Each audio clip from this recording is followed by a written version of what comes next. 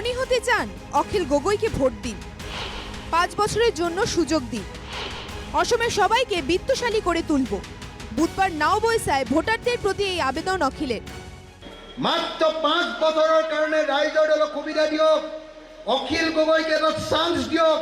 গোটেই জীৱনটো মই গোটেই অসমৰ ৰাইজৰ কাৰণে কাম কৰিছো, মই 34 বাৰ জেল খাইছো ৰাইজৰ কাৰণে।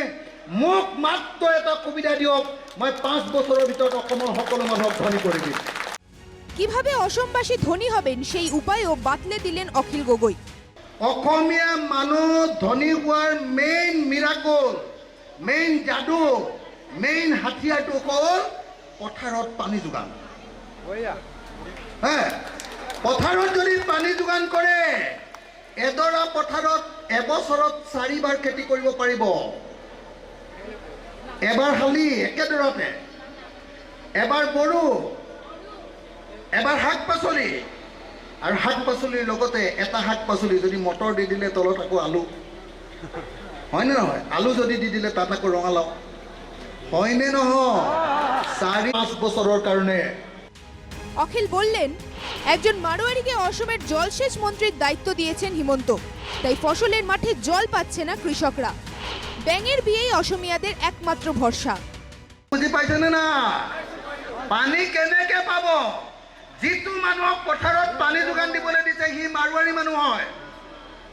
মাৰোৱাৰীয়ে অসমত খেতি কৰে নেকি? ঐ খেতিয়ক মাৰোৱাৰীয়ে খাটাহে চিনি পায়, হয়নে নহয়? হয়নে নহয়? তো সেই মাৰোৱাৰীক যদি অসমৰ পথাৰত পানী যোগান দিবলৈ RSS আৰু বিজেপি হিমন্তই যদি ঠিকা দিয়ে, তেতিয়াহ'লে আমাৰ পথাৰত পানী হ'ব নেকি?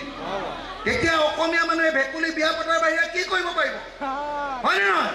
আমাৰ দলে পেগুক দিব লাগিছিলে, আমাৰ দাস বা হাজৰিকাক দিব লাগিছিলে, গগৈ দিব লাগিছিলে, হয়নে নহয়? হয়নে নহয়? দেউৰীক দিব লাগিছিলে, ইমান জাতিৰ মানুহ আছো। হুছেইনক দিব লাগিছিলে, আহমেদক দিব লাগিছিলে, ইমান জাতিৰ মানুহ আছিলো, হয়নে নহয়? রাজ্যের খরা পরিস্থিতি নিয়ে সরকারকে নিশানার পাশাপাশি বুধবার নাওবৈসা আসনে রাইজোর দলের প্রার্থিত্ব ঘোষণা করে দিলেন অখিল গগৈ। সন্মুখলৈ মোৰ ভাই ডাক্তৰ হৰিকান্ত দাসক আনিছো। এই ল'ৰাটো ভাল নে বেয়া? ভাল নে বেয়া? অনুসূচিত জাতিৰ ল'ৰা, SC ল'ৰা, ডাক্তৰ পঢ়িছিলে। তাক কৈছো যে ডাক্তৰ সৈতে কেইটা সহায় কৰিব পাৰিবি, মোৰ লগত আহ, তই সমাজৰ ডাক্তৰ হ। সমাজৰ ডাক্তৰ হ। মই এতিয়া এটা মানুহ হৈয়ে গোটেই হিমন্ত কেনেকে কপাই থাকো, দেখিছেনে নাই? দেখিছেনে নাই? মই যদি বিধানসভাত থাকো, হিমন্তই লেটেং পেটেং কথা ক'ব নোৱাৰে, দেখিছেনে নাই? মই যদি বিধানসভাত থাকো, অকল মোৰ পিনে চাই থাকে, দেখিছেনে নাই? যেন মই তেওঁৰ প্ৰেমিকাহে, অকল মোলৈকে চাই থাকে, দেখিছেনে নাই? দেখিছেনে নাই আপোনালোকে সঁচাকে? নাওবৈসা আসনে রাইজোর দলের প্রার্থিত্ব ঘোষণা করে নতুন কুটচাল অখিলের। যখন বিরোধী জোট নিয়ে একের পর এক বৈঠক হচ্ছে, তখন অখিলের প্রার্থিত্ব ঘোষণা বেশ তাৎপর্যপূর্ণ। মিত্রতা না হলে কমপক্ষে 40 থেকে 50টি আসনে লড়বে রাইজোর দল, এমনটাই আভাস দিলেন দলের সুপ্রিমো।